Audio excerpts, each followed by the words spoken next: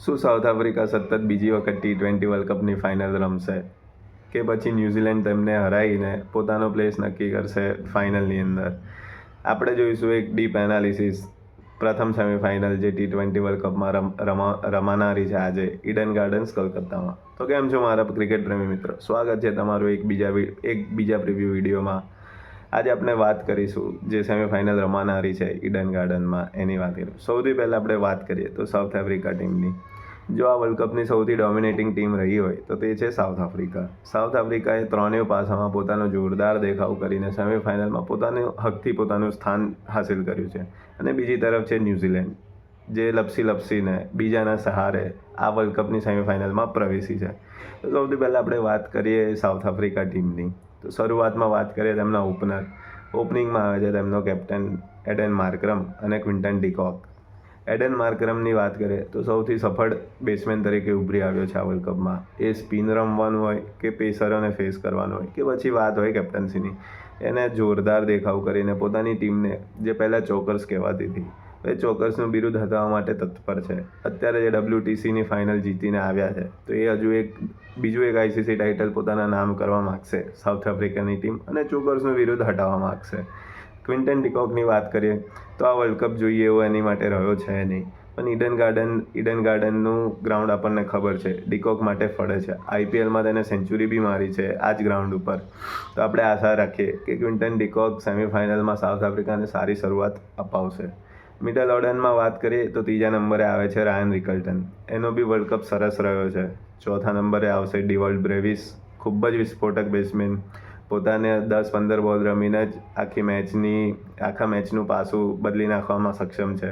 એના પછી એ લોકો જોડે છે ડેવિડ મિલર, ટ્રિસ્ટન સ્ટબ્સ, એટલે ખૂબ જ મજબૂત મિડલ ઓર્ડર. પછી બોલિંગમાં વાત કરીએ તો એ લોકો જોડે છે રબાડા, માર્કો યાન્સન, લુંગી એનગીડી ને કેશવ મહારાજ. એટલે આમ જોવા જઈએ ને તો ફિલ્ડિંગ, બેટિંગ, બોલિંગ ત્રણ પાસે એ લોકોએ બધા આમ ચેક માર્ક કરીને આ ટીમ ઉતારી છે. એટલે આપણે જોઈએ એમ સાઉથ આફ્રિકા એકદમ ડોમિનેટિંગ ટીમ જેને ઇન્ડિયાને બી હરાવ્યું છે, અને ન્યૂઝીલેન્ડ જેમની સામે આજે તેમનો મુકાબલો છે એમને બી ગ્રુપ સ્ટેજમાં હરાવીને આવ્યા છે એ લોકો. એટલે પૂરા કોન્ફિડન્સ હશે કે આપણે ન્યૂઝીલેન્ડને હરાવી શકીશું. અને બીજી તરફ વાત કરીએ ન્યૂઝીલેન્ડના ઓપનર છે ફિન એલન અને ટીમ સાઇફર્ટ. એમનું આ વર્લ્ડ કપમાં જોઈએ એવી સારી શરૂઆત અપાવવામાં નિષ્ફળ રહ્યા છે એ લોકો ન્યૂઝીલેન્ડને. રચિન રવિન્દ્ર જે ત્રીજા નંબરે આવે છે એ એક બેટિંગ ઓલરાઉન્ડર તરીકે એ લોકોની ટીમમાં રહે છે, જેની 9 વિકેટ છે અને 100થી વધારે રન છે. એટલે રચિન રવિન્દ્રનો દેખાવ આમ જોઈએ તો સરસ રહ્યો છે. કાલે રચિન રવિન્દ્ર પોતાની ટીમને જીતવા માટે બને એટલા પ્રયાસો કરશે. ચોથા નંબરે આવે છે ગ્લેન ફિલિપ્સનો આ વર્લ્ડ કપ સરસ રહ્યો છે. બેટિંગ બી સરસ કરી છે. બોલિંગ અને ફિલ્ડિંગમાં તો જોવાનું જ નહીં. પછી એમના પછી વાત કરીએ તો આવશે ડેરી મિચેલને એ લોકો ઉપર ઉતારી શકે છે. સરપ્રાઇઝ પેકેજ તરીકે ગ્લેન ફિલિપ્સની જગ્યાએ ડેરી મિચેલ આવવો જોઈએ એવું મારું માનવું છે. જો dairy Mitchell top of the order આવશે તો એ ટીમ માટે ખૂબ જ ફાયદાકારક રહેશે.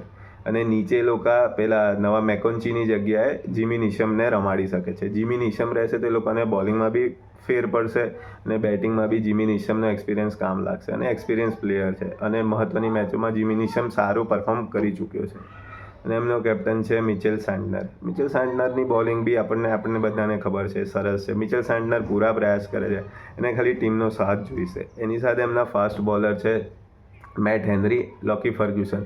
પણ મેટ હેનરી પોતાના અંગત કારણોસર પોતાના દેશ ગયો હતો, તો જો પાછો ફરી જશે તો મેટ હેનરી રમશે, નહીં તો પછી એની જગ્યાએ લોકો જેકોબ ડફીને રમાડશે. જેકોબ ડફી બી ખૂબ જ સારો બોલર છે. નંબર 1નું રેન્કિંગ હતું એનું T20માં. એટલે આમ જોવા જઈએ તો ઓવરઓલ સારા મુકાબલાની સારો મેચ થશે એવી આશા છે. પણ સાઉથ આફ્રિકાનું પલડું ભારે રહેશે. હવે 1-to-1 મેચઅપ જોઈએ આપણે તો Lungi Ngidi versus Finn Allen Lungi Ngidi પર ખૂબ જ ભારે રહ્યો છે. 277ના સ્ટ્રાઇક રેટથી એને લુંગી એનગીડીની સામે રન બનાવ્યા છે.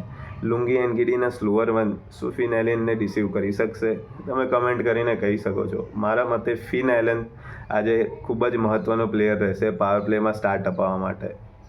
પછી બીજી એક વાત કરીએ તો લોકી ફર્ગ્યુસન. ડિકોકને 23 બોલમાં 4 વખત આઉટ કરી ચૂક્યો છે એક સ્ટેટ પ્રમાણે. એટલે લોકી ફર્ગ્યુસન બી ડિકોકને શરૂઆતમાં જો સસ્તામાં આઉટ કરી દેશે તો સાઉથ આફ્રિકાની મુશ્કેલીમાં વધારો થશે. એટલે આમ કી બેટલ જોવા જાય તો બંને તરફ બરાબર છે. બીજું એક કી બેટલ હશે મિચેલ સેન્ટનર વર્સિસ એડન માર્કરમ. મારું એવું માનવું છે, કારણ કે એડન માર્કરમ ખૂબ જ સરસ સ્પિન રમે છે, અને જો મિચેલ સેન્ટનર મિડલ ઓવરમાં વિકેટો નહીં અપાવે તો ન્યૂઝીલેન્ડ માટે મુશ્કેલ થઈ જશે. અને એના ઓપોઝિટ સાઉથ આફ્રિકા આ વર્લ્ડ કપમાં 7થી 15 ઓવર, જે ખૂબ જ ક્રુશિયલ ઓવર કહેવાય છે, એની અંદર એ લોકોનું રન રેટ છે 9.75 કે 9.50નું રન રેટ છે એ લોકો. એટલે એ લોકો મિડલ ઓવરનો ફેસ બી ખૂબ જ સારી રીતે ઉપયોગ કરીને મોટો સ્કોર ખડકી શકે છે જો એમની પ્રથમ બેટિંગ આવે છે, કાં તો ચેસ કરતી વખતે બી મિડલ ઓવરમાં એ લોકો પોતાની ટીમને જીત તરફ લઈ જાય છે. એટલે આજે એકદમ સરસ આપણને મેચ જોવા મળી શકે છે. આમ જોવા જઈએ તો આજે મેચ છે ઈડન ગાર્ડન કોલકાતામાં. લાસ્ટ મેચ આપણે જોઈ હતી કે ઇન્ડિયાએ ચેઝ 196 ચેસ કરીને વિજય મેળવીને સેમિફાઇનલમાં આવી ગયા હતા. એટલે અહીંયા આગળ જે ટીમ ટોસ જીતશે, મારા ખ્યાલથી પ્રથમ ફિલ્ડિંગ કરવાનું ઈચ્છશે. ચેસ કરવાનું થોડું ઇઝી રહેશે, કારણ કે સાંજે ડ્યુબી આવશે, અને જે પીચ રમાવાની છે એ બગલવાળી પીચ જ છે જ્યાં ઇન્ડિયા અને વેસ્ટ ઇન્ડિઝનો મુકાબલો થયો હતો. એટલે સિમિલર જ બાઉન્ડ્રી હશે.